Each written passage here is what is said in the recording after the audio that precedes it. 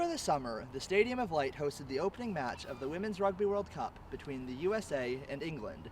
It drew a crowd of over 40,000 people to kickstart what was a very successful women's tournament within England. Now the city of Sunderland are looking to go one step bigger, hosting perhaps the biggest women's event on the planet, the FIFA Women's World Cup in 2035.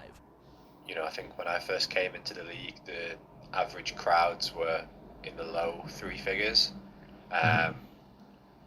You probably, if you asked a member of the public, they would struggle to name a lioness, or certainly a large number of the lionesses squads. And you now look, they're all massive celebrities in their own right, massive figures in the public eye. When myself and a few of the players were just starting out in football when we were very young, there wasn't that pathway and there wasn't that sort of knowledge that you could go on, you could be a professional player the way that there's that sort of the leadership and the pathway that there is now with the Lionesses. When they won the first Euros, before the last one, that was just a massive boost to the women's game.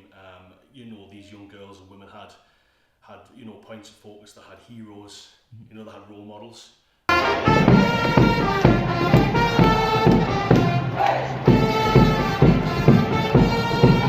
I think big events like the Women's Rugby World Cup, the Women's Euros, Netball World Cup, all that sort of thing has a massive impact, and you do see numbers grow around particular events, particularly the Women's Rugby team this summer. That's grown massively, and I do think that's on the back of Sunderland being the host city of the opening game.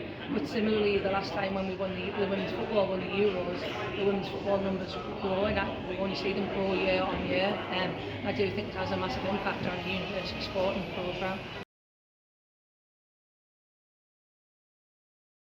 If one of them is successful, then there's going to be more publicity into the women's team, which is going to be great for the young girls who are just looking on and think that they could sort of be there and end up playing there professionally. And like I say, it's just making the women's team and the women's sport more global and bigger, which is great.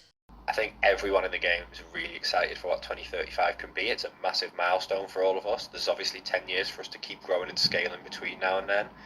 But I think for the North East specifically, it's really exciting.